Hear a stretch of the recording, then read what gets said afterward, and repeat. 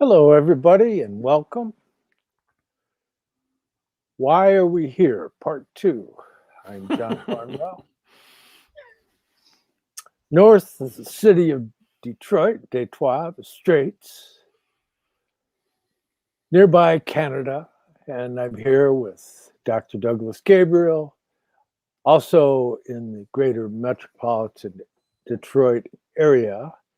And we've gotten nice response to our last installment of Why Are We Here? Because we're just kind of letting you eavesdrop on us reminiscing about our personal paths of life that have crossed at so many intersections.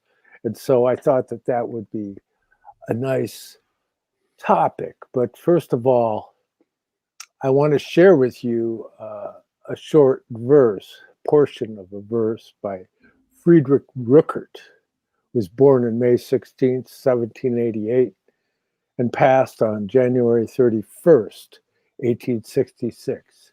He said, and I quote, "I was once a blossom branch in Eden's fairest bower. There did you rest on me, as if chosen by a cooing dove." He's an interesting character.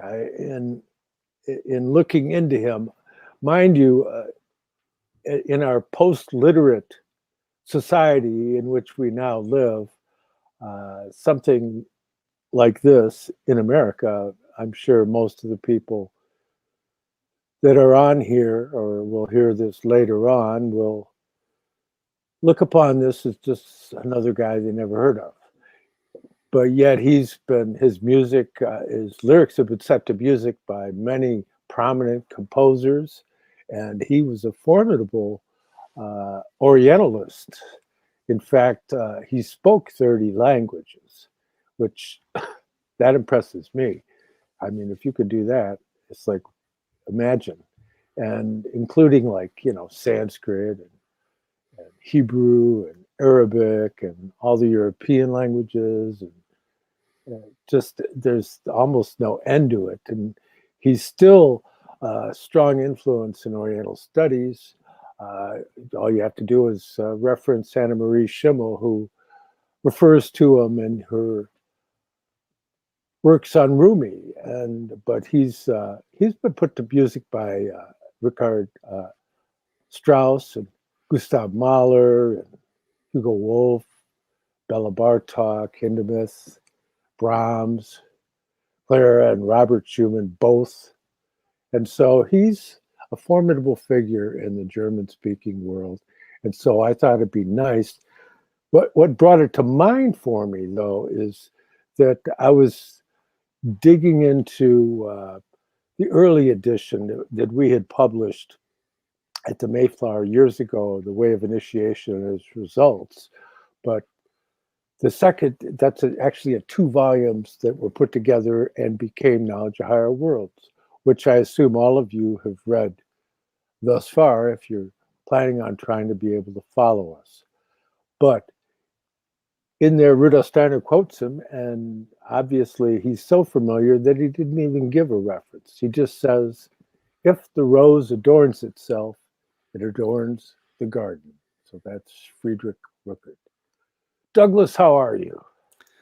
Well, I'm fine. And as they say in downtown Detroit, go Lions and take the Pistons with you. That's a Detroit joke. If you don't understand it, I don't recommend moving to Detroit so that you can understand it. But yes, Detroit's an interesting place. It's one of the hidden secret centers of spiritual development for people with really highly developed intellects. And today, as we reminisce about this, I'm going to bring up a few people you've never heard of, who in fact you should have heard of, because their research is so profound that it actually changes the entire perspective of what a human being is. And that's why I live in Detroit, so that I can be with other highly developed spiritual intellects, or what Rudolf Steiner calls the development of intellectual clairvoyance. Excellent. Well, I brought another friend along, so Here he is. Oh, Phanourios. Yes. See, Oh, we're going to tell that story, are we? Douglas even knows who this is. Either that or he can read Greek. No, it's because remember Yeah, the Saint Phanourios. icon. Remember the icon of I'll let you Phanourios. lead. Yeah, I'll let you lead the charge on this, and I can kind of fill in around the cracks. Okay, well, then that brings up someone else that I wasn't going to bring up, and that's Bobby Hankins. Bobby Hankins, who was for 2 years in a row the world full contact champion martial artist, who was one of our dearest friends. And John did a lot of music with him. I did a lot of other stuff with him because he was also clairvoyant and he was into all kinds of alternatives. But he had managed a lot of people and music and stuff, and he was one of the finest hair cutters in the world. He used to cut. He learned from Vidal Sassoon when he was in London, and then eventually was the only person Vidal would allow to cut his hair. Yeah, he had the chair next to Vidal Sassoon in London. Just so you know, I mean, that's like, wow. He would cut my hair, and you can't tell now, but I used to have really thick hair, and he would cut it, and it would take like 2.5 hours. And only if he had a pair of scissors that were the good ones, that are, $500 pair of scissors. And then everyone who would see me, you'd go like this, and your hair would, whew, this magic stuff. And women would walk up and go, "Who cut your hair? Would you mind if I run my fingers through your hair?" And so that's why I love Bobby, because I had all these women coming in, running their fingers through my hair. But he one day says to me, because let's just say he had some difficulties. And so he was very religious. And we'll talk about Father Solinus in the Capuchin Monastery, because he used to go there all the time. And that's one of the only saints really in America that we've ever really had is Father Solinus. And he's buried there, and they have this shrine to him. And they have the oldest healing service on Wednesdays that has been continuous in America in a Catholic church. It's the oldest one. And they also have more icons, but not icons, excuse me, reliquaries.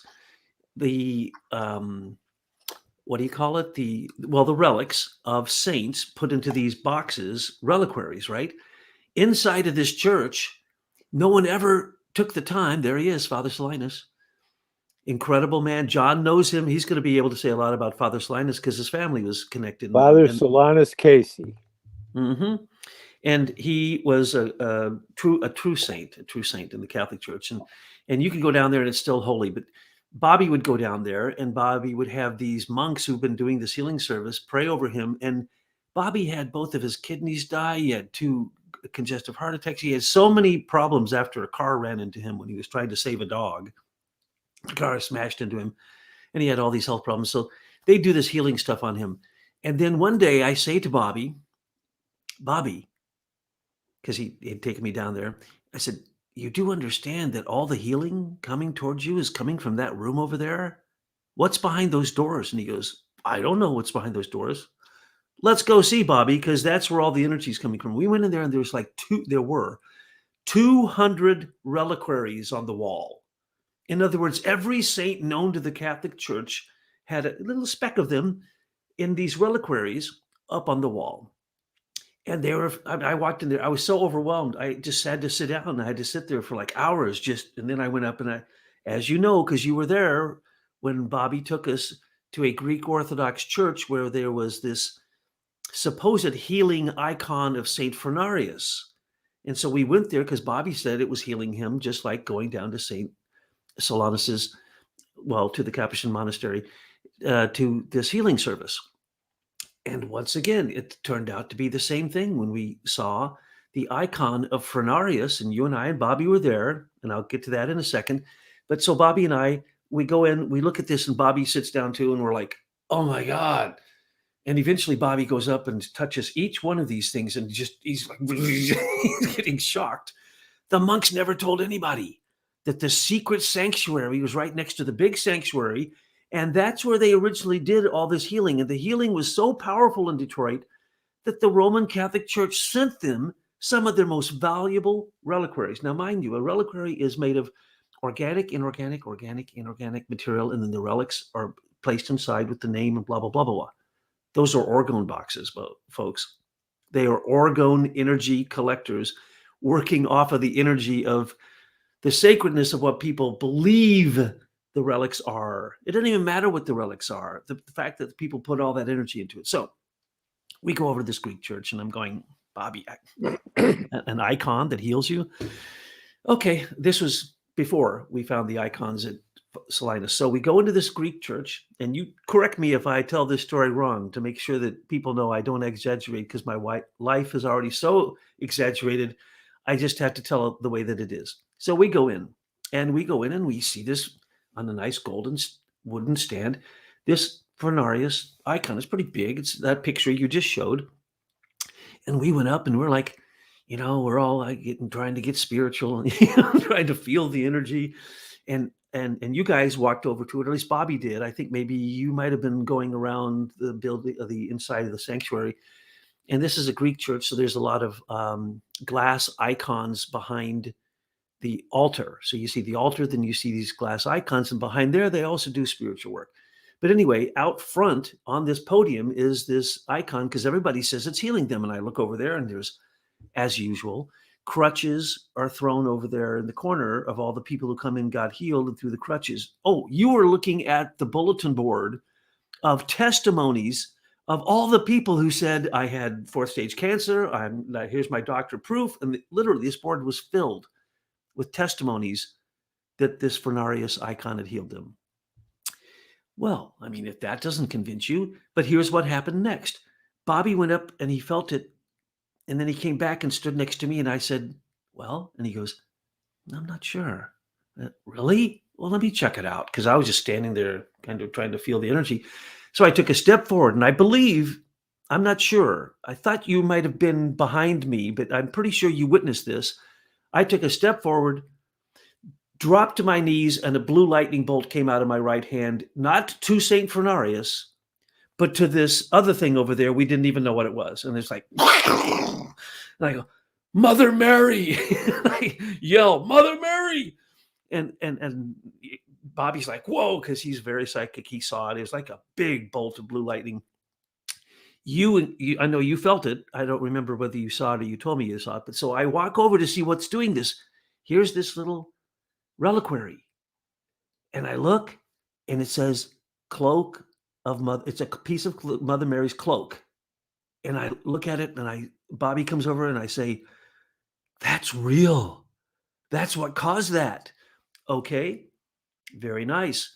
We do whatever we do. Then we go to talk to the priest who owns this reliquary, right? So this is the strange people who come to Detroit. A guy who owns a reliquary that can shoot blue bolts of lightning out of it. And so we start talking to him, right? Do you remember what happened then? We hear the biggest crash of glass, as if the whole thing of glass, which is gigantic, all broke. We all jumped up, ran into the next room, and there was nothing. There was some gigantic sound had happened. We don't know what it was. And we're like, oh, wow, that was amazing, because we were talking about our experience to the priest. So the priest hears this. He assumes that all the glass break, all of us run in the room, nothing's happened. We go back. And so we develop a friendship with this guy, right? This guy takes a liking to me. And then when he moves from that church, he takes it, and all the Phanourios icon healings stop. And he moves to another Greek Orthodox church out in 8 Mile. And I go there because I like the guy, and he's showing it there, and healings start to happen there, right? And then I don't go for a while. And then I go back one day. Oh, by the way, remember, he tried to give me this reliquary, right? He tried to force the reliquary on me, and I'm going, I don't want that. I can't take responsibility for that. That needs to be in public healing people. I can't. No. So I refused him. Then I didn't see him for a long time. I said, what am I thinking? Sure, go accept the gift from him. He wouldn't be giving it to me, because he's really a clairvoyant guy and very spiritual, unless he thought he knew what he was doing. And I don't know what I'm doing, so I should go get it. He's gone. He takes it, never see him again. Okay? That's one day in the life of crazy people in Detroit. Yes. Father Nicholas. Yeah. Yeah, he was an Orthodox priest, and it's interesting because Phanourios, in the story of Phanourios was is that he was a Roman soldier who was converted to Christianity, and but they took him and they did like on his icon. There's 12 different scenes surrounding him, and this icon was found in this old dilapidated situation, and everything around it was just all messed up, and it was absolutely pristine, right? And so they rescued the icon and they took it to this place. Let's see if I get this out of the way. But there's some details that are really very interesting because one of his symbols, by the way, he's shown with a spear pushing back a dragon like Michael. So I think that's very interesting. So I'm going to read from the Phanourios entry in the Greek Orthodox. Excavating as far as the floor of the temple, they found many holy icons, all decaying and crumbling, yet the icon of the holy Phanourios was whole and entire. Indeed, it seems as though it had been painted but that very day. And when this all venerable temple was uncovered, together with its sacred icons, the hierarch of that place, Nihilus by name, a man of great sanctity and learning, came and read the inscription of the icon, which said, the Holy Phanourios.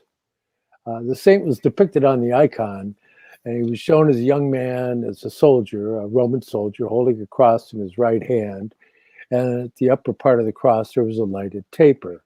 And around the perimeter of the icon are 12 scenes from the Holy One's martyrdom, showing the saint being examined before the magistrate, then in the midst of soldiers. Then they're beating him about the mouth and head with stones, and stretched out on the ground while the soldiers flogged him, and then stripped naked while they rent his flesh with iron hooks. Then incarcerated in a dungeon, and again standing before the tyrant's tribunal, then being burnt with candles, then bound to a rack, then cast amidst wild beasts, then crushed with a great rock, then standing before idols, holding burning coals in his hands, whilst a demon nearby wept and lamented. And finally, he's shown standing erect in the midst of a fiery furnace, his hands, as it were, uplifted towards heaven. And so there's that whole idea of this conquering of that which is worldly through the spiritual impulse, which is just really, it's like, it's one of those things that when you're confronted with it as a reality, like what Douglas is saying about the blue lightning bolt. I mean, those things happen, okay? I've told the story, but I'll tell it again because since we're talking about lightning bolts. Well, let me talk about Phanourios. Okay, talk about Phanourios a little bit. Because I can't believe Phanourios came up. In our book on the Grail Queens and the blood mysteries are described, Phanourios, those 12 tortures are indicative, and I put in there probably a dozen different saints who had the same thing happen to them. And they always have the spear and they're beating back the dragon. And then they have like all these tortures because they torture him, can't kill him, boil him in oil, everything you can imagine. But usually the king is blind. And at the last minute, he says, okay, then cut off his head. And so they cut off Phanourios' head or the saint's head. And the blood jumps into the eye of the king. And he's healed of his blindness and says, oh, I repent, for this was a saint. That is the story of Longinus. And the spear of Phanourios is the spear of Longinus. And all of the St. George and the dragon and Demetrius and all Phanourios, all those are simply telling the same story of basically the warrior who had the spear that must pierce the side of Christ so the blood can go on the earth, then becomes the defender of the faith. And as we know, Longinus stayed then with Mary, and then later with Joseph of Arimathea, according to the legends, and then came all the way to Glastonbury. But the point is that the whole St. George thing is very, very real because it's connected to the blood mysteries of Christ. And Longinus, the blind centurion who stabbed the side of Christ. And when it comes down to it, we pretty much have figured out that that very spearhead was mounted on a ceremonial staff in about 800, well, between 7 and 800 AD. And that spearhead still exists. And it is the oldest one, and it hasn't decayed. No one can explain that. And it is called the Spear of Antioch. We have named it now the Spear of Love. But anyway, the tortures of Phanourios, that's just like the normal life we have to live here in Detroit, right, John? I mean, you've had all those tortures, I believe. They flailed you, they stripped off your skin, they drew and quartered you, they cooked you in oil, but nothing could kill you because you're like Phanourios, you're like Saint George, you're like Saint Michael, Archangel Michael, or the Archine Michael. So Phanourios is an amazing thing. And, one of the few regrets in my life was that I didn't accept it when that priest offered that reliquary to me so many times. And I was too stubborn. You should have told me to take it, John. Well, you probably would have returned to Holy Mother Church or something like that. Yeah, I would have become a Catholic again. Right. This guy's too talented. We got to get him back here. What can we do? Let's see. Oh, I'll say, might have become an Orthodox. Yeah. Here, He Pope. hasn't done that yet. I'll try to give it to the Pope, and the Pope would say, no, you have to come along with it because we don't know what to do with it. Because they really don't. There's barely, in my experience with the Jesuits, the Benedictines, and many other orders of priests, not a one of them was clairvoyant. It was the saddest thing. It was so sad. They wouldn't know a spiritual inspiration or a revelation if it bit them in the rear. Well, you could find isolated individuals, but they keep their mouth shut. Generally. Yeah, well, they have to. That's why I got out, because I was an oddity. And like the experience that Werner had Werner Glass had in when he was at Assisi, and he was looking at that painting, and this Franciscan priest walked up and says, "Are you an anthroposophist?" That's right. You can tell. Well, Werner was one of our great teachers. Werner says, "Well, yes. Why?" He says, "How did you know?" He says, "Well, I could tell by the way you were looking at that painting." So yeah, but they're getting into that lightning thing. I mean, I told this story, but it's a cute story. It's such a cute story from when I was just a baby in the crib. But we had this room in our old house in Detroit over near City Airport, over near one of the many churches my great-grandfather had built, St. David's. And but my mother was potting a plant on the ironing board, and it was a nice sunny day, and the window was open, and she looks out over the airport, and there's a UFO, one of those silvery disc jobs, and she's looking at it, and a lightning bolt or some kind of energy bolt comes in the window and knocks the potted plant off the ironing board. And she said, "You laughed." And I was laying in the crib laughing. And that's one of the early stories. I got a lot of stories that are from before I was self-aware, and so I always find it interesting to find out little bits and pieces of my biography before I had come into this world to where I could actually start to have concepts about this world. But that happened to Thomas Aquinas. Yes. Didn't you come down to my house, the mansion I lived in Indian Village? The one that had the sauna and all the stuff in it, a gigantic mansion, right? Did I ever take you up on the roof there to watch the ball lightning? I watched ball lightning probably 10, 15 times from that roof in the clouds where balls would form. And I'd take people up there all the time because I'd say, every time there's a storm, you're not supposed to go up on the roof. This was 37 feet above the ground. And I'm up on the roof and I'm standing there and I'm basically saying, "Yeah, take me. Come on down, ball of lightning." I did the same thing on the Pyramid of the Sun and then the Pyramid of Egypt and all these places. I get up there and it just so happens that a lightning storm starts. And I'm like the only person there because everyone else is too crazy. I mean, I remember I was on the Pyramid of the Sun and I could hear them saying, crazy gringo, crazy gringo. Is everyone clear? No, crazy gringo. I'm running up the Pyramid of the Sun as the lightning is happening and they're telling everyone to clear out. Because I wanted to be struck by lightning. I figured that was the best thing. I'd experienced ball lightning as big as a house once. You know that story down in Missouri. But did I ever take you up on the roof to watch the ball lightning? Is that why they called you Doug Lightning Rod Gabriel? That's funny, but all the Tibetan monks call me the same thing, which is the Great Lightning Bolt. Or Wangpang Zongpang Wangpo, I think is the way they say it. That's what's on her door, Jay. Those are lightning bolts. Yes, absolutely. And why did they all call me the same name? I've met now, I don't know, I was going to say hundreds, but yeah, I surely have met hundreds of Tibetans and great teachers of all the different four traditions. And they all call me the same name and they all call me up to sit on the dais with them. And I'm going, no, I'm not going to do that. I don't care who you think I am. I don't care if you know that is who I am. That isn't who I am now. But one time I watched the biggest lightning storm I ever saw, where sometimes 5 bolts of lightning striking. Every 2 seconds, the lightning would strike. And it came from a distance, scared everybody. They all went in the houses, locked the doors. My parents, come in, you're going to die. And I'm like, no, this is the greatest thing ever. It all stops about 10 miles from our house. A huge ball lightning comes down. And this has been reported by many. I found out later when I read up on this, now that we have the internet, thank you, Michael McKibben, and social media. The ball lightning comes and it goes right like inches above the house, like it's outlining the house. So it would go zoom and go right over the house, exactly over the house.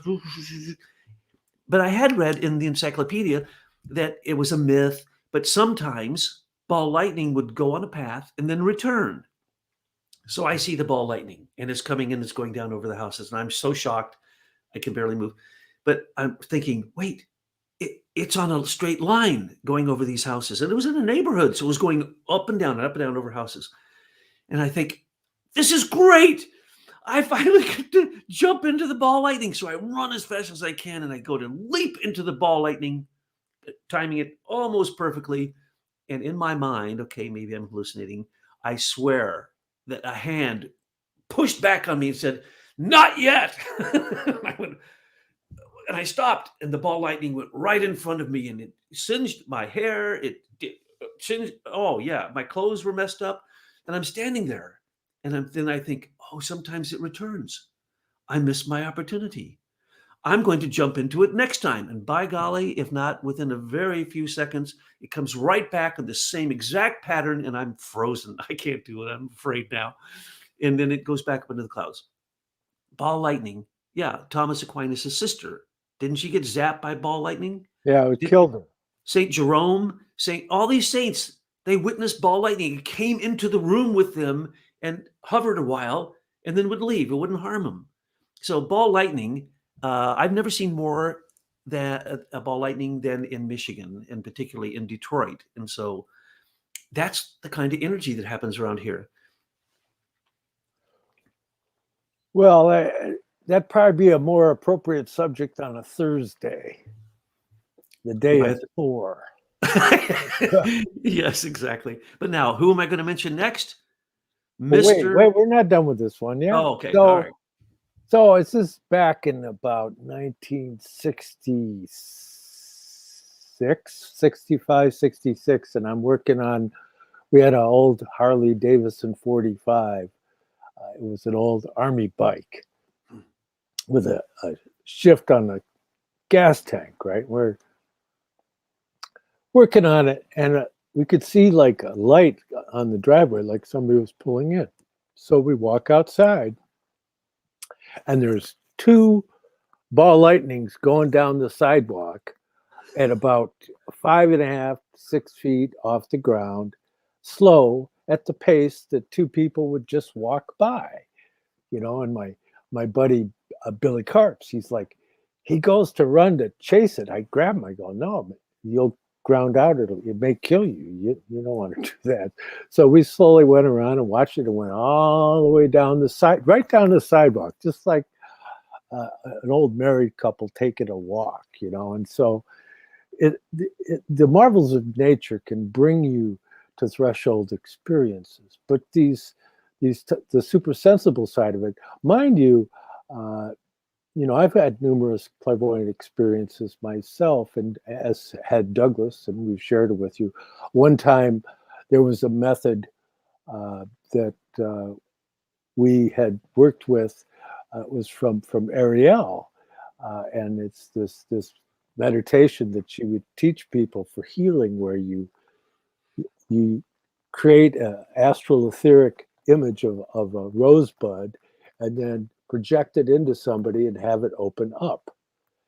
And I was doing that we were at a talk by Gabriel Rinpoche, the cousin of the Dalai Lama. He's a good friend of ours.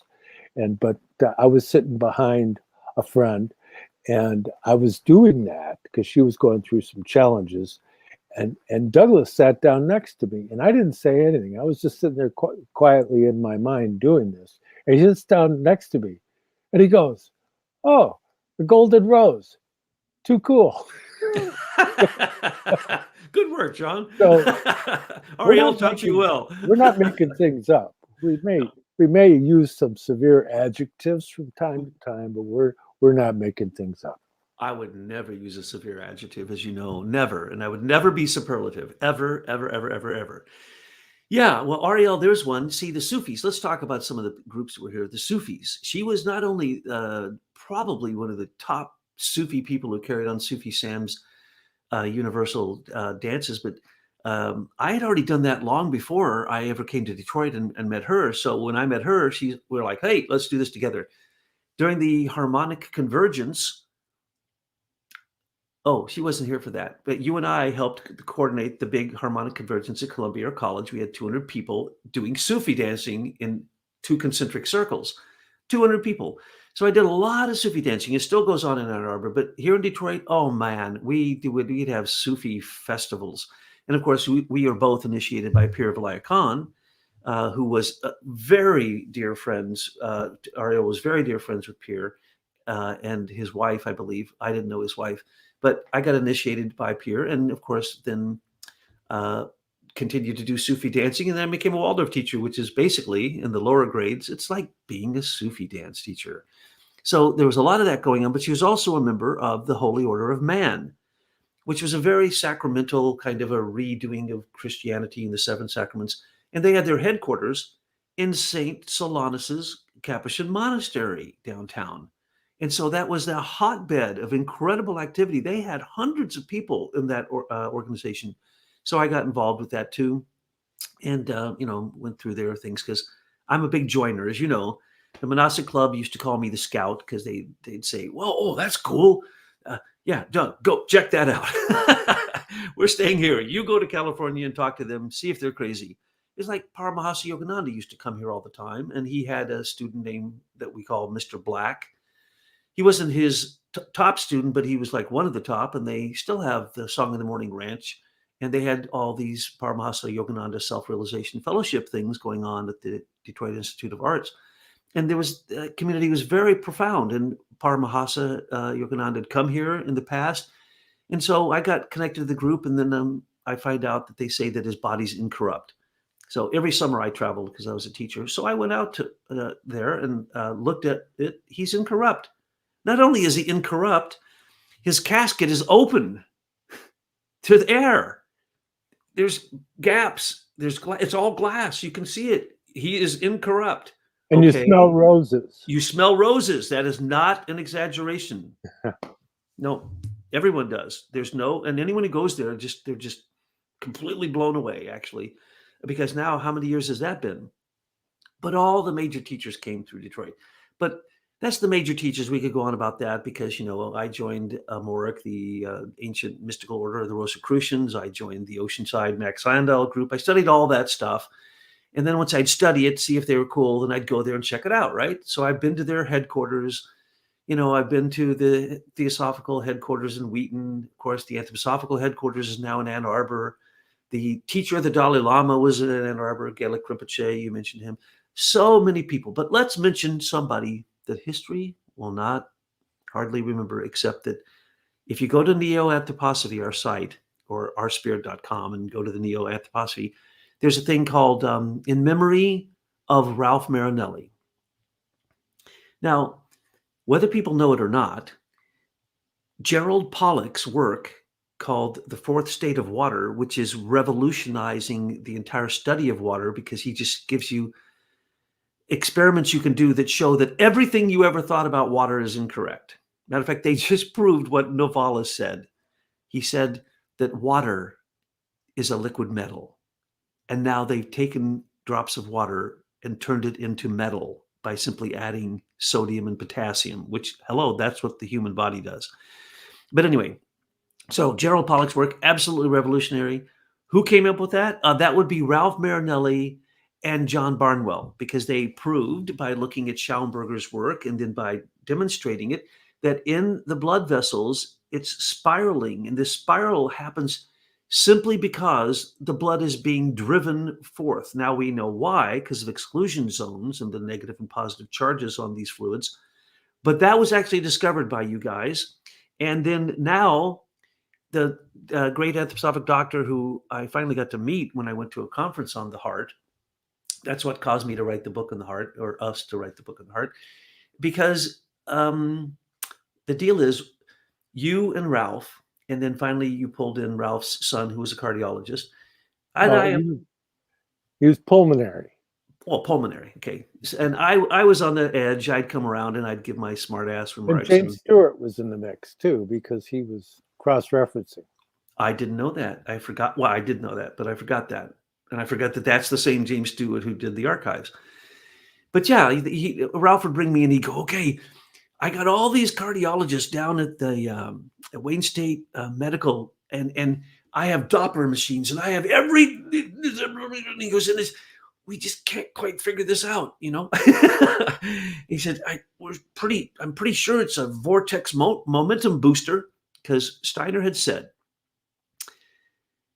that if the heart could be proven not to be a pump, which then creates, of course, the horrible image that the human is nothing more than a machine. The heart's a pump, the brain's a computer. The liver is a chemistry factor.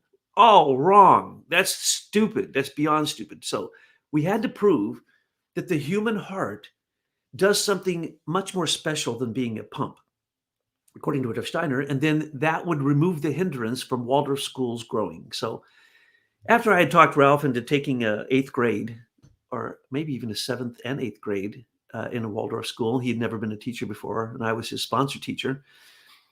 He was graduating the class, and so he had done such an incredible job. I thought to myself, well, now what is Ralph going to do now? So I decided what Ralph was going to do now. I walked up to him and said, I got it, Ralph. The night of graduation of his 8th grade class, you're going to prove the heart's not a pump. And he goes, I am? He says, yes, you are. He says, why? I said, because you were the head of the Army Research Lab for how many years? Like decades, right? He was the top scientist for the Army, okay? And he had the huge facility with hundreds of people doing experiments, and he said they blew up something every day. Matter of fact, he said it was pretty much a fact that nothing that exists, his lab couldn't blow up. But anyway.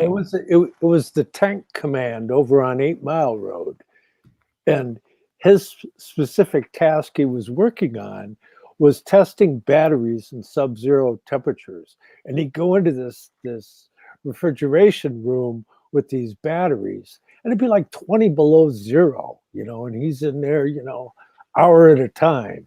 You could actually deal with it, but yeah, wow. So I love Ralph. He was a G-15 is what it's called. It's like being a colonel. Yeah. In the Army, except he's a civilian. Yeah. And so I walked up to Ralph, and my brothers and I used to have a shtick we'd do. If we wanted him to do something, you say, okay, you got to promise, and then you put an X on their shoulder, and then you would punch their shoulder real hard to make them remember that they had promised. So I walked up to Ralph, said, "That's what you're going to do, Ralph." He goes, "I am?" I said, "You got your laboratory in your basement? You know, you have no excuses. Now that you've taught these children through a Waldorf, 7th and 8th grade, you're going to free up the growth of Waldorf schools." He goes, "Oh, that's a really noble task." I said, "Now I'm going to put an X on your shoulder and I'm going to punch you, because every time I see you from now on, I'm going to ask you, have you proven the heart is not a pump yet, Ralph? And if you haven't, I'm going to put an X on your shoulder and I'm going to punch you." Now, you probably saw me do that many times to him, right? Because that would be my standing joke with him.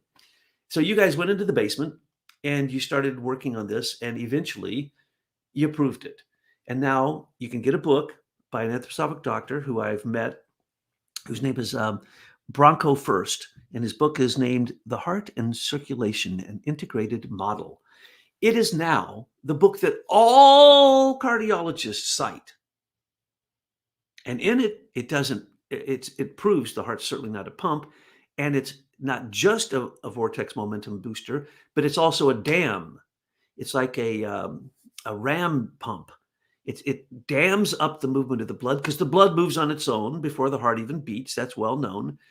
But the missing piece, Branco First worked out, and that was that where the blood goes all the way to the tiniest capillaries, it literally goes down to one single blood cell going through that capillary as it's being supposedly pushed out. As we now know, it circulates on its own and moves out. Then it goes through a null point, turns, and starts to come back, and the return. It's being sucked back to the heart. And this is what he's proven. He's used math and he's used physics to demonstrate that the blood is going to move on its own. The heart is actually a slowing down, stopping mechanism to establish the rhythm of this vortex momentum booster. And so I go to this conference, and here is Branco First. They don't even ask him to talk. I'm there the whole conference. Ralph Marinelli is not mentioned. Your name's not mentioned. Of course, my name wouldn't be mentioned because nobody knows about my participation in this. But the point is that they all, Craig Holdridge, who wrote a book on it, and Dr. Cowan, who, is like the number one guy on the internet if you want to hear about the heart is not a pump, but he didn't do the research. They don't give Ralph any credit. They don't give Branco First any credit. They don't give the original founders of this, not Ralph's son. No. They came along and they do what they always do in science, which is, "Oh yeah, we always knew that." That's it. We always knew it. Then they act, and then from one day to the next, they go from saying the heart is a pump to the heart. "Oh, that's silly. We know the heart's not a pump." And so now science accepts this, because I wrote a book on it. And because they got past that concept, oh my goodness, heart rate variability is understood. The angle of your axis of your heart when you're in utero, or then when you're born, it can actually be adjusted, and it actually determines what you're going to die of. Your heart determines how long you're going to live and what you're going to die of, and they can now assess this based upon the revelations that came from Ralph Marinelli and yourself.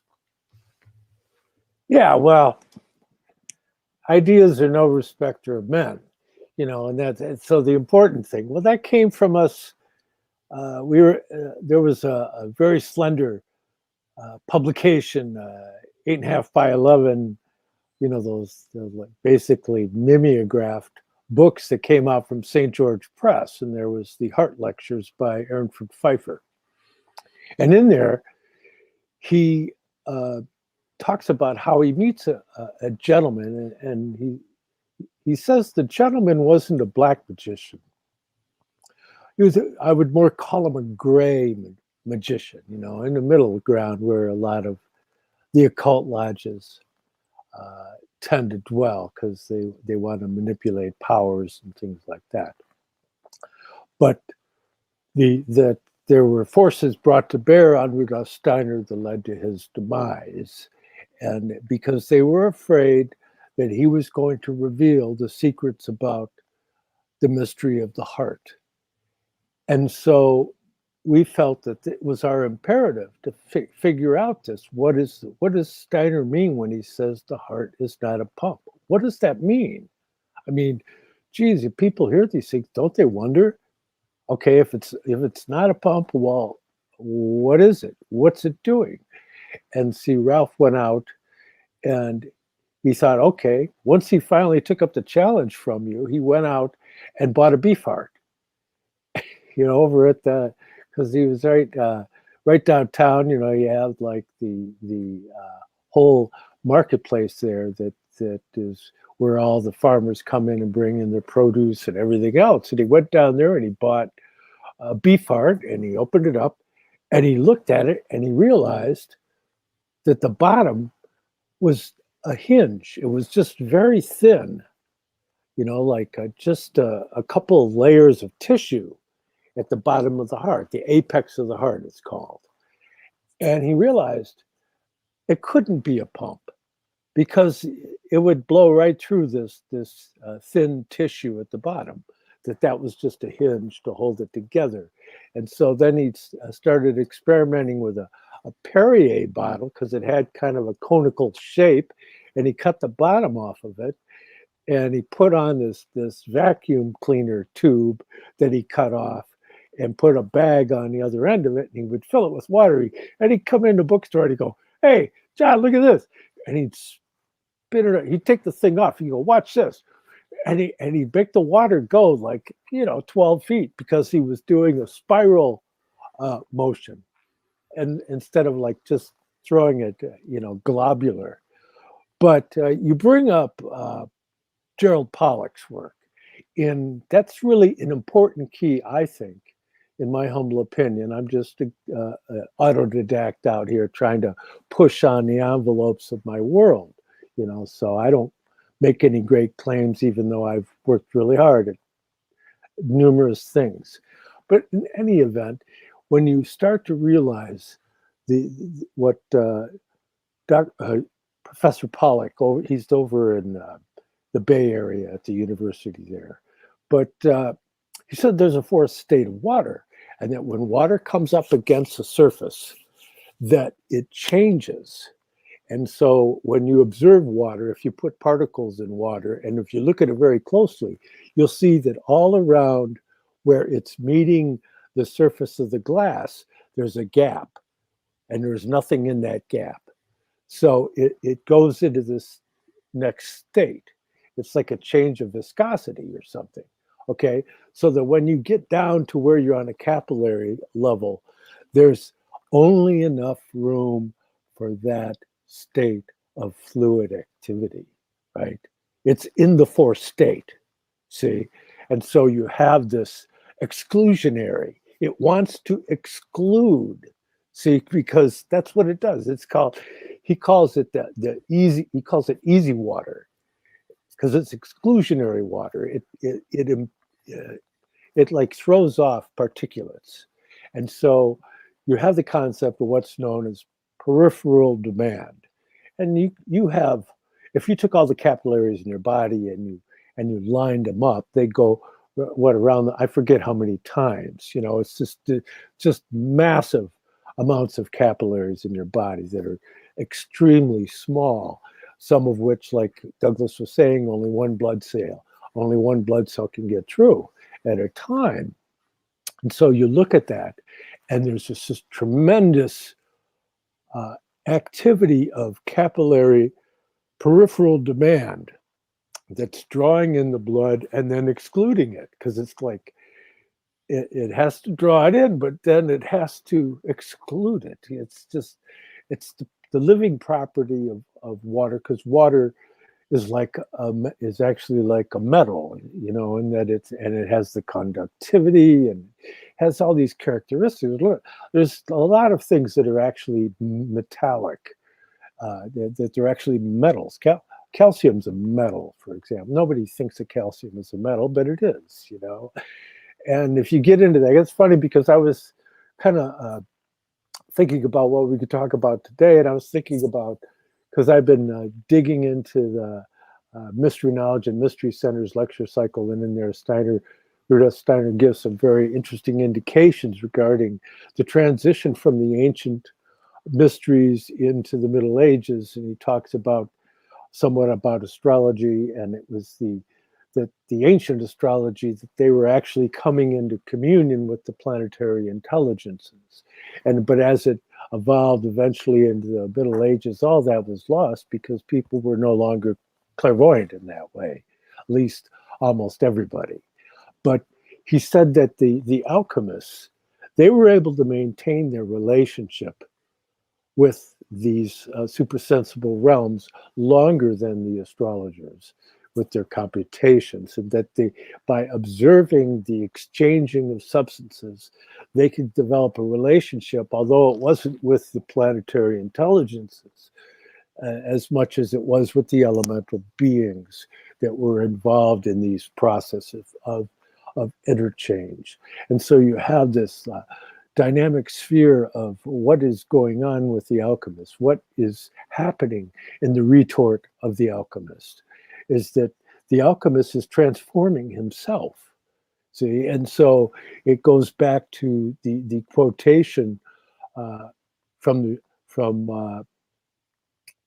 let's see, where was it? I get going here, and here it is. If the rose adorns itself, it adorns the garden. Friedrich Rückert, quoted by Rudolf Steiner in Knowledge of Higher Worlds in the early edition. And so you have that whole idea that there's no disconnect.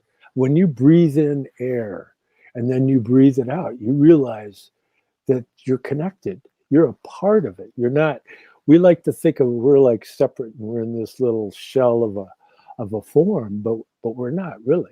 And so all these parts of the world, mankind, they're microcosms of the macrocosm, that the universe, everything in the universe dwells within you in however an attenuated form it may exist, it's there nonetheless.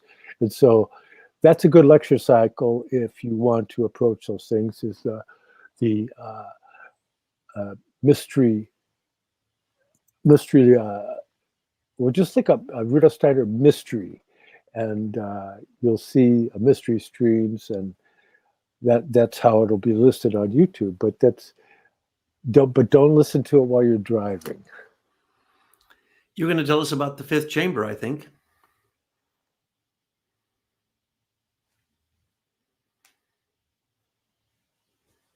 See, that's esoteric, so I covered it up. So, I'll let you talk so during that quiet, you actually told the mystery of the fifth. No, you started about the great magician in Pfeiffer.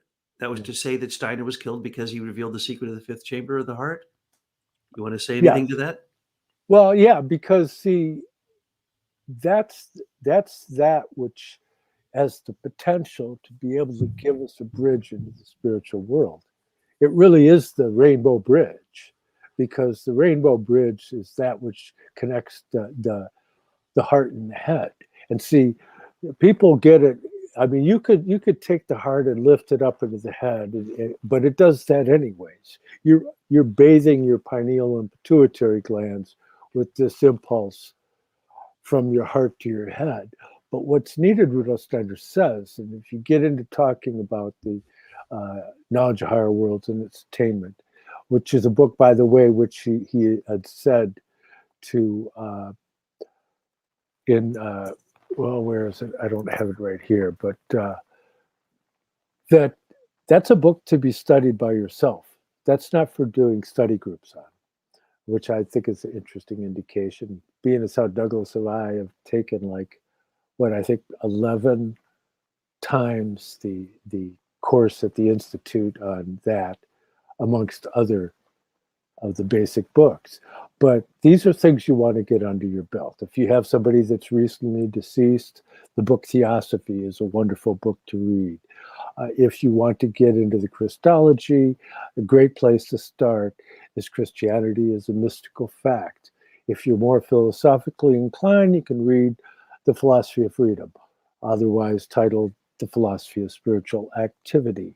Or if you really want to jump into the ocean of the cosmos, you can read occult science and outline, or esoteric science and outline is its more recent title.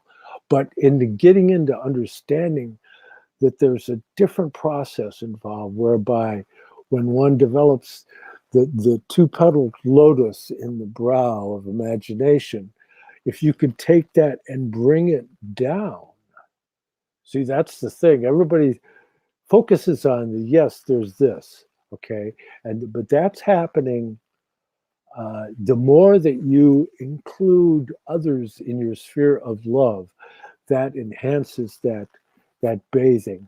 But to be able to take your thinking that's tied into the 24 cranial nerves, and so that's that 12-fold mystery. You're relating the 12 to the 7 at all times. That's what you're doing. That's your mission, okay? And so in developing through the disciplines that are outlined in knowledge of higher worlds, and also there's disciplines within occult science and outline, but through developing oneself, one can take one's thinking and bring it down to the 12-petaled chakra of the heart. And without that training, you could get there, but you would kind of get just gibberish. You wouldn't know exactly how to orient yourself in the face of it. And it can happen spontaneous. I'm going to share something now from Emanuel Swedenborg.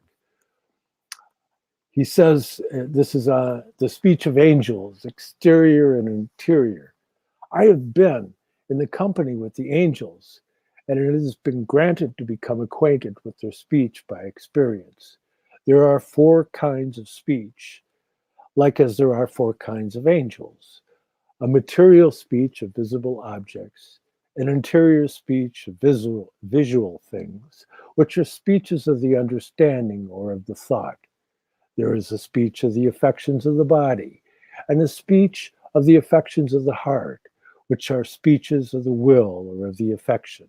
Some who are able to be in the speech of the affections of the body converse with me and express my affections when relating to the body in suitable terms, at which I was astonished that they were able to express these in terms and perfectly suitable ones, and the exterior and interior affections of the body without exception. They were delightful and charming, and conjoined with many affections which were expressed. Certain spirits from a distance heard and understood, but I, being in the natural state, did not hear the words. But I perceived the affections which they uttered in the words. This speech cannot be understood by those who are in the visible things only, as they also said. But it was told them that there is also a speech of the heart, which is a speech of love to the Lord. These afterwards spoke with the former ones and said that they did not hear, nor were they able to hear the words, but they perceived the things which they uttered from affection, as I did when the former one spoke. Regarding the former speech, it was said, it was indeed similar to the speech of visual things, as regards the words which the letters compose, but still that each letter is uttered differently, namely according to the affection, and that there is also this difference, that in other words, are unintelligible to those who are in visual things alone. But the speech of visual things consists in speaking and expressing those things which are seen by the eyes and describing them. And this according to visual and intellectual ideas, for example, houses, palaces, gardens, men's clothing, and many other things.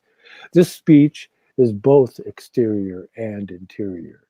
The exterior is material or sensual. The interior is natural or intellectual. I afterwards heard spirits conversing with angels of the interior heaven. They said they heard speech with the ears, but yet did not comprehend, because these things were of interior wisdom, which were expressed by their words. And inasmuch as they did not understand these, neither did they the words. That's Emanuel Swedenborg, January 29, 1688 to March 29, 1772. It's from the Spiritual Diary of Emanuel Swedenborg, being the record during 20 years of his supernatural experience Volume 5. This edition was published in 1902. So there's different states of consciousness, and there are different ways of relationship or affection or affectation that happens between these different realms. And Rudolf Steiner is very clear to make the point about the way mediums are dealing with these communications. He says the people in an after death state don't speak English, right? And furthermore, they speak in verbs, so if you really want to commune with your relatives, then focus your thoughts regarding things that you had done together, activities that involve the will, and that they'd be able to come into relationship with you.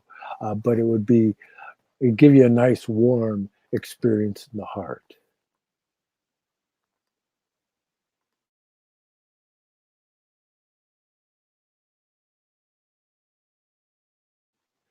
You're muted. That reminds me of the time that Ralph invited me down to the medical center at Wayne State. And he had all these cardiologists because he convinced them of some of these things, and he was going to prove it to them if they could just let him use their equipment. So he had all these Doppler things, that were able to read the heart. And he had a live animal, and they were doing open heart surgery on this animal to do an examination of a living, breathing heart, right? And he calls me down. He says, I want you to be there. So I'm listening.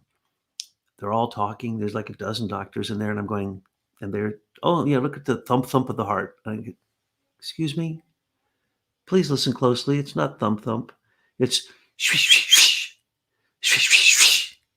And then they listen. So they listened again. They were shocked. I said, now just aim your Doppler towards the back of the heart, because you're aiming it from just two sides. You should be aiming it from 4, but you don't have 4, you have 3. Aim the third one at the back. And they picked up the third vortex. At the time, I told them, no, the third vortex has a reset kind of thing going on. So it goes, and you're going, oh, and then they started listening and going, but we don't have another Doppler to try to find out where that one is. I said, well, isn't it pretty obvious to you guys? There's 2 vortexes in each of the hearts. That was how many years ago? Now, oh no, as I said before, when the doctors get the truth, they always knew the truth. So now heart research is all based upon tuning the 4 vortex rings in the heart. There's one in... They knew all along. Oh, they knew that all along, of course. But it took a stupid hillbilly to point it out to them that all they really had to do was listen, because they weren't even listening. They thought the heart went thump, thump, and that's the end of it. No. So they listened, and what did they find out?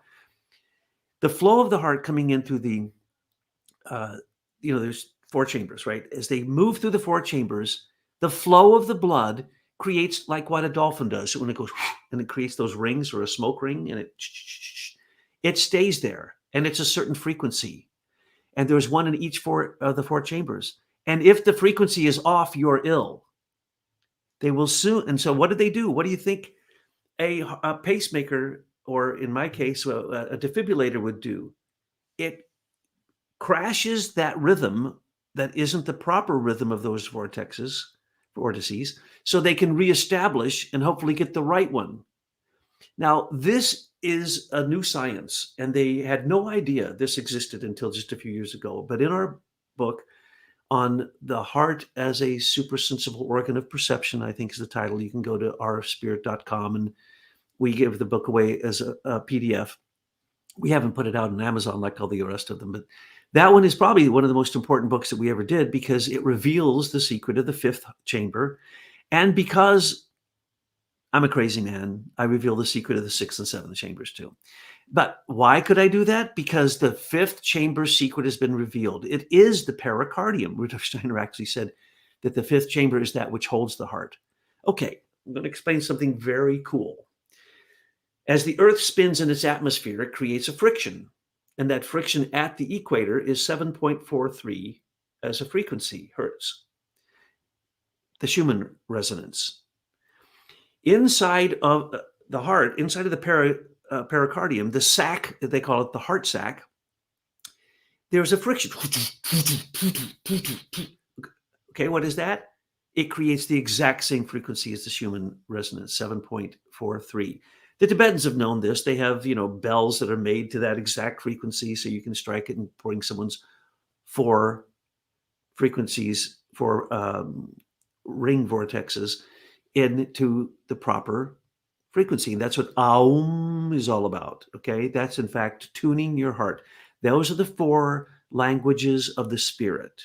That is the 4. There's many languages of the spirit.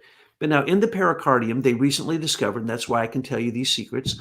They used to be secrets. Now they're reality. What John helped Ralph discover, that was a secret until it was discovered. Here's the new secret of the heart. Not only does it have a speech of the heart, like he was just reading from, that was Swedenborg's, right? Yeah. It was a great, great psychic. So the pericardium, in the last 2 to 3 years, they found all these magical enzymes in the pericardium that they never looked for, because people who had terrible heart problems that got healed, they started examining their hearts, and they looked in the heart. They never looked into the sac of the heart. So they looked into the sac of the heart and they found all this excess enzymes. That's what healed them. Until then, doctors said a heart can't be healed. But now they have the chemicals to heal the heart. That's the reason Rudolf Steiner possibly couldn't reveal the secret of the 5th chamber, is because he would have said what I'm telling you now, which they know. There are simply enzymes that are created by the trauma of the heart that isn't there until the trauma creates them. And then that is what heals the heart. And then there's excess, and they're taking that out and they're injecting it into other people's pericardium and into their heart, and it heals them. Now, that's the 5th chamber. 6th and 7th chamber, those are the wings of the heart. In most heart pictures of the anatomy of the heart, they never show you the auricles. In the atrium on the sides, here's the heart, but up here, there's these sacs, and the sacs sit really tight. But when necessary, when the flow of the heart needs to be either more coming in or more going out, it opens up and it looks like a wing. Ooh, how can I do that? So here's the heart. So the heart with the wings, which has always been depicted by that from the ancient times by people who had natural clairvoyance, is a reality that eventually... The symbol for the Sufi order in the West is a winged heart. Absolutely. And if you want, I can sing a Sufi song that can talk about that. Yeah, that's right. And so I was like, yeah, of course the heart has wings. And of course, if you're going to be an angel and you get wings, it's going to be on the heart. And yes, it will give you the ability to fly into the spiritual world, so that if you can speak the language of the spiritual world, you can, which comes through the etherization of the blood, or what we call the earthly and cosmic nutrition stream. Again, found in our books on the heart, also found in our books on the ethers and the Gospel of Sophia. We describe this again and again and again because it's the real important secret of all initiations in all traditions. But you have to add the new. And the new is that they can put a watch on to take your, the Ayurvedic pulse, and then they examine it with a computer for 24 hours and can tell you when you're going to die and what you're going to die of. Because the rhythm of your heart, what's called the heart rate variability, is almost infallible to tell you how long you have to live. Now, that's crazy, but people do it all the time. They buy these things and you can buy them offline, and they are real. The scientists and all the studies show that the heart rate variability, the harder your heart is and the less it is flexible to change its rhythm, the sooner you're going to die. The more flexible your heart is, in other words, the more your heart has been broken and put back together and broken and smashed and gone through trauma and all the horrible things that you think are bad for you, that creates heart rate variability, which extends your life. So if you lead a nice, sedentary, boring life, and you just look at your screen all day long and you don't do any thinking and so on and so forth, your heart becomes cold, it becomes rigid, and it basically has in it inscribed your death. But Rudolf Steiner called that the box of your karma in the heart. And in that box, that's your karma. And he described this box, the Tibetans described the box. That's the mediastasis. There's there's actually about 6 of them. They create a cube around your heart. So around the pericardium, or inside the pericardium, or your 4 chambers, but around the pericardium is a cube. And Steiner talks a lot about the way this cube is going to transform into a dodecahedron. We've chatted about that before. But the secrets of the heart are the most important thing you could possibly study. It isn't thinking.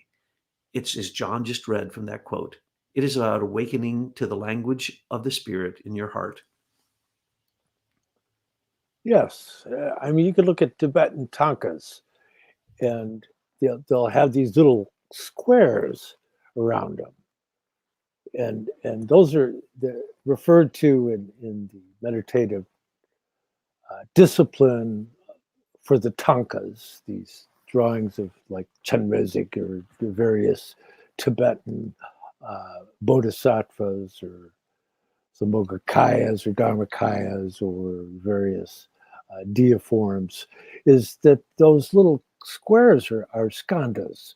And what a skandha is, it's like a window into certain karmic scenarios, so that you can like peek in there and see points of your life in other times, look into previous incarnations, so to speak.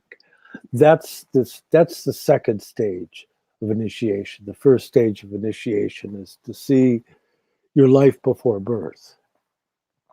The third stage is to be able to see all the way to the other planetary conditions, like Rudolf Steiner could do. Then you can go and tap into the mysteries that were taught in the Hibernian mysteries in Ireland, Ireland was the last remnant of Atlantis, and Skythianos was the head of the mystery center in Ireland, where you would be brought through states in which you could experience the previous planetary conditions before the Earth existed. You're starting with old Saturn with the cosmic warmth, and then old Sun with the cosmic light, and then with the old moon with the cosmic fluid. But what we're talking about a lot today has to do specifically with that. What is the cosmic fluid nature? And if you look in the alchemical texts of which I'm referring, they make frequent reference to Mercury. But you have to conceive of that as Mercury as a state of being, a state of drop formation. And so all the metals can exist if they're in the proper environment, in that state of drop formation, of which what we know as Mercury, like what's in a thermometer, like what it exists in our current stage of evolution, but the metal Mercury, Quicksilver, has maintained the state of an earlier condition, so that it's a presage of us moving into future, just as we've descended into the dense realm of physical existence, coming through the Mars half of Earth evolution. So we shall translate to the Jupiter period by a gradual separation from that physical nature, a transformation of that physical nature, so that we, through our personal transformation in relation to that impersonal aspect of our being, can turn and contribute towards converting the Earth into a future sun. Which your heart is. And so your heart turns into that future sun. And it really is the thing that we need to study. It's the thing that could give us the understanding of what you just talked about, what we would call the physical nature, the fluid nature, the air nature, and the warmth or fire nature of the human being.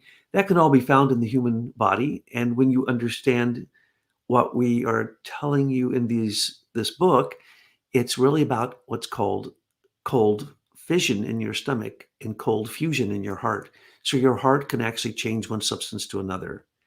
And it is just amazing what we discovered in doing this research. And what Steiner calls the frontal spinal column is really the vagus nerve, and it goes right through the atriosinal node, to both of the nodes. And one causes the heart to collapse, and the other one causes it to expand. And that is completely done by the chemical balance in the blood. And we know that through Steiner, that the ego of the human being, the I am of the human being, is in the blood, not only in the iron and in these blood cells that give their life up and that they get replenished all the time because they don't have a nucleus, so they only exist for a short while. And then they're completely like Christ. They give themselves over to carry the iron and the silica and all the other salts, as you pointed out, especially like magnesium, calcium, phosphorus, potassium, all these things in the blood.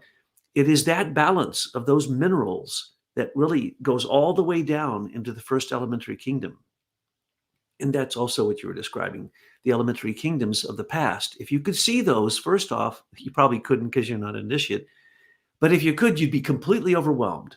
And what you can see as an example of that is take a stethoscope, put it on your muscles, and move your muscles. You will hear music. It's amazing how much music comes from your muscles, right? So if you listen to the inner part of your body and you take over for the hierarchy to control your organs, like with the kidneys, if you start controlling your conscience, and you basically, as the Greeks said, you go from the Furies to the Eumenides, which is in the kidneys, which has to do with what? The pressure of your blood and the chemicals that are in your blood, the chemical balance and the pressure of your blood. Too much salt, you'll mess up your kidneys, right? So, and as you've pointed out, it's the heart and reins. And I tried to put in the book some of those references because the heart and the reins is a mystery that is even in the Bible, but nobody that I know of actually addresses it, though you address it in your book and you address it in conversations. So you want to say anything about the heart and reins? Heart and reins, yes. Well, it's mentioned, and it's interesting because, yeah, you're right. There's, again, Rudolf Steiner does say that people won't even have a full understanding of the Bible until the end of Earth evolution. And so that there's locked inside that all the deepest mysteries. It's just that we do not have the comprehension, the language even, to comprehend. And so there will be a metamorphosis within the realm of language also. Rudolf Steiner talks about in the future moral force of language that the Maitreya Buddha will be able to bring forward that will actually speak words of the realm of Christ, of which we have no language at the present time. So the Christ brings all mankind together within one dispensation. And that dispensation is clear. It's love. That's the dispensation. And it's not the Luciferic disdain of others. It's the christened love of others.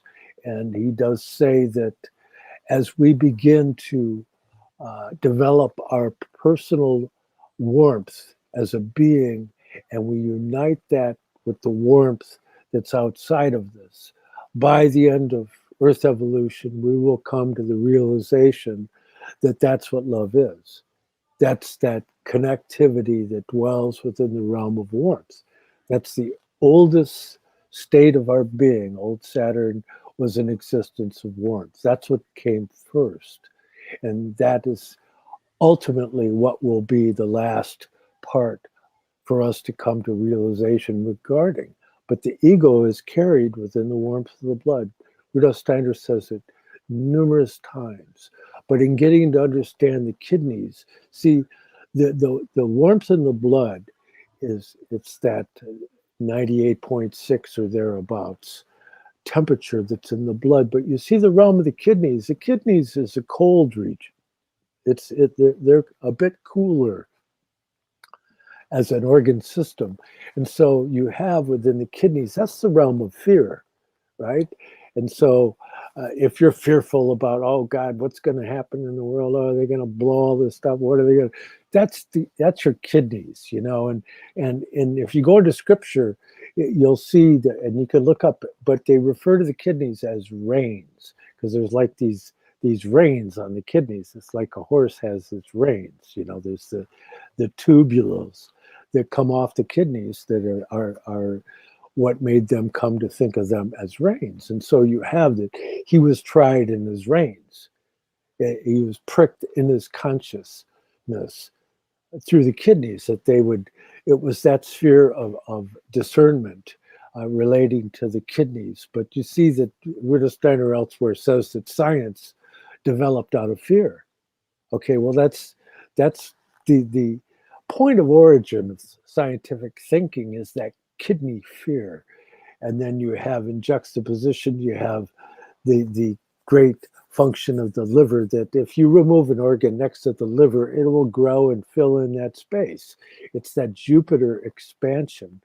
But yet that's the organ of anger in its pathological condition.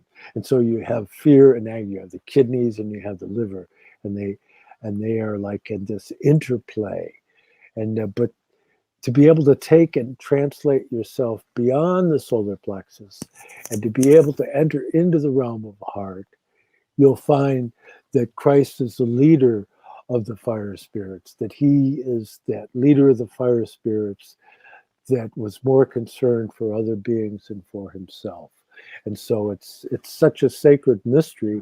It's difficult to talk about, but yet it's what's needed.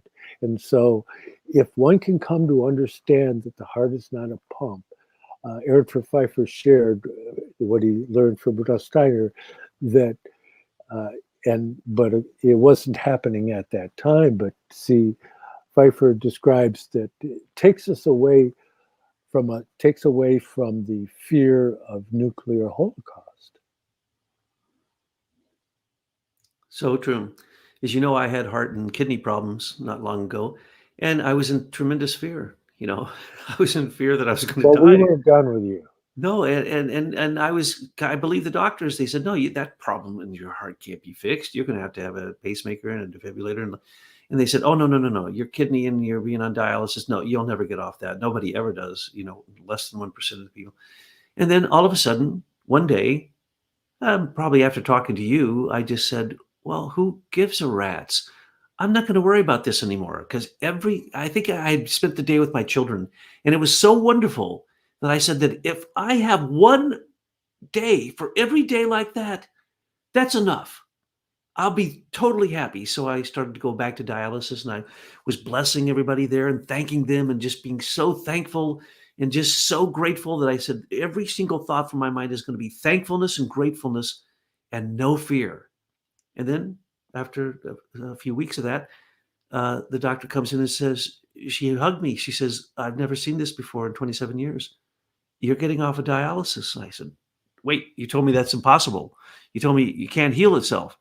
Well, they thought the heart couldn't heal itself. Now there's enzymes they know in the pericardium that can. They thought the kidney can't heal itself, but something can. And I think you've hit it on the head. Getting rid of fear, because what led me into those things was a terrible pneumonia, but it was also some horrible things that happened to two of my children at the same time. And I literally, when I heard about it, within a few minutes, I had 2 heart attacks. Fear. I was afraid for my children, and it literally gave me a heart attack. And then when I got through all of that and have no more fear, and you replace fear with gratitude, and you replace fear with the seraphim's gift of love, as John said. And also, when you're thinking about it, someone said the other day, sent me a text and said, this is incredible. The thrones gave up the group soul, or the group soul of the minerals, and they sacrificed themselves. And so you look at a crystal, and that crystal has been sitting there. It started off in fire. That's what created it. It's sitting there cold. So we should be thankful to the crystals, because they have suffered the longest of anyone, and they're the highest hierarchy. And so this person started describing this as most tremendous gratitude for the rocks, for the crystals. And that's what you have to have for the mineral, the plant, the animal, the human, all the spiritual hierarchies. You just have to be able to be thankful for them and be very grateful for all the gifts they give you. And then see if you can't turn around and do the same for other people. So let your heart become a sun that shines upon the good and the ill and gives of itself selflessly. Yes, and it's not just the light, but you need the warmth. with the light together. That's the key to the mystery. And it brings us to a quotation of Rudolf Steiner that I keep sharing because it's such a challenging time in which we live. And I quote, "We must eradicate from the soul all fear and terror of what comes towards us out of the future. We must acquire serenity in all feelings and sensations about the future. We must look forward with absolute equanimity to everything that may come. And we must think only that whatever comes is given to us by a world directive full of wisdom. It is part of what we must learn in this age, namely, to live out of pure trust, without any security in existence. Trust in the ever-present help of the spiritual world. Truly, nothing else will do if our courage is not to fail us. And let us seek the awakening from within ourselves every morning and evening." End quote. And that's as good as it gets right there. That's a prayer, basically. So many of Rudolf Steiner's quotes, you think, geez, that's such a great quote. It's a prayer. I mean, and you have to understand that that's really when you begin to approach these things, that these beings of the spiritual world, these divine spiritual powers, that they work through you.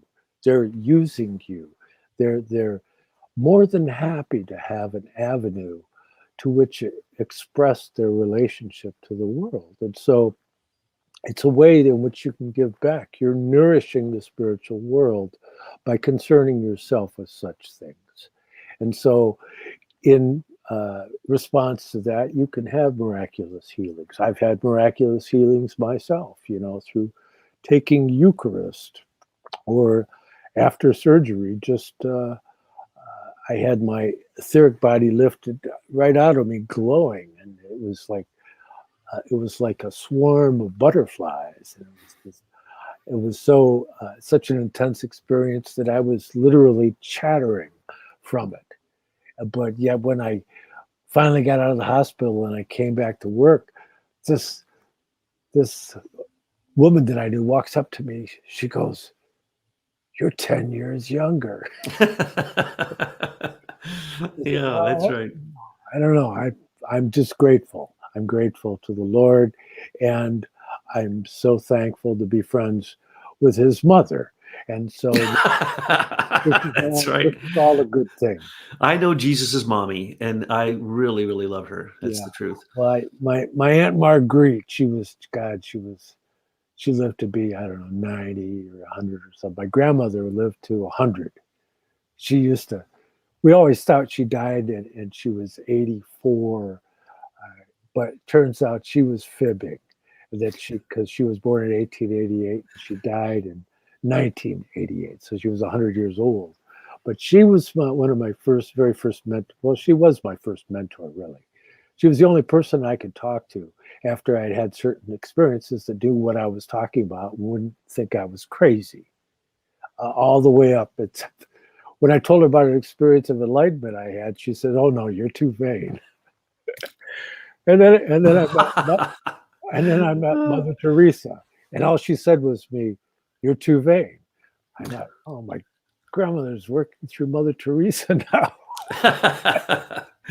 But it's all a beautiful thing, you here you are with warts and all. You're just down here. You're just a human being, and they're the only one of you they've got. And it's very important that you pull it off.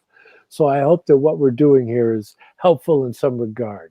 Douglas's books, by the way, are listed below here on YouTube, and you can download free digital versions of them, or you can actually order the book version from Amazon, and that link is below. And I have two books, as some of you already know. My first book, that was edited by Douglas, and he wrote the foreword, is The Arcana of the Grail Angel, the Spiritual Science of the Holy Blood and of the Holy Grail. And it's a study developed out of the work of Rudolf Steiner of the underground streams of esoteric Christianity, which flowed from the Brotherhood of the Holy Grail to the Order of the Knights Templar and the True Rosicrucian Order, with a great many diagrams based fundamentally on the diagrams of Ehrenfurt Pfeiffer's that were discovered in an old box of books. And I created a bunch more, and there's even more in my second book, which is still available. My first book is currently out of print. It's reprinting, and but my second book I still have copies of, and but not too many. So if you're at all interested, this has a foreword by the noted Strasbourg psychologist William Bento. You can order these if you're in the continental U.S. on eBay, or if you're outside the U.S. or in the U.S. if you want to do it a different way, you can contact me through private message on Facebook or through the academia link below. If you so charitable as to want to buy me a cup of coffee, that's paypal.me/John Barnwell 888. And Douglas, there's a link below if you want to donate to Tyla, the industrious Tyla Gabriel, and Douglas's project of American intelligence media and all of their various numerous and sundry web presences. So we've been at this quite a while, and I know of nobody that's worked harder at it than Tyla. So I'm very, very grateful to her efforts. And but I want to, in addition to that, this podcast has been made possible by the generous support of Tyla and Douglas and Vadim and Vivian and Tim and Neil and Anil and Fred and Laura and Anna and Paula. There's all these friends that have helped, and Mike and Lee and Ray and Whitney and James and Marilyn. I want to thank you all. And for those that I didn't mention, thank you too. But that helps keep moving along. It's really kind of a real challenge here for me. I don't know how it is for you, but that's the world in which we're living. That's what's making us stronger, is having to meet these challenges instead of being a lump of dough on the couch, passively watching TV. That's no real existence. We're all guilty of it. But we don't want to just become digital images.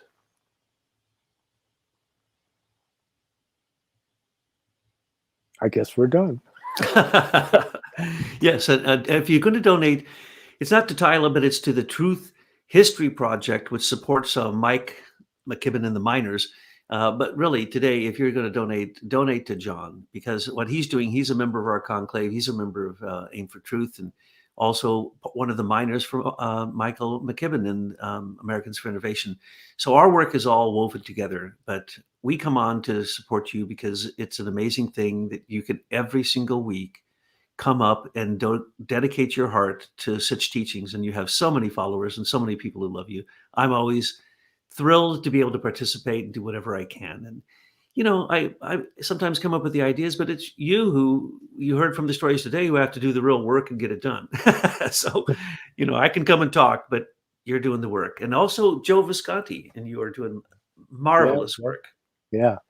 Well, we have to regain our capacity to blush.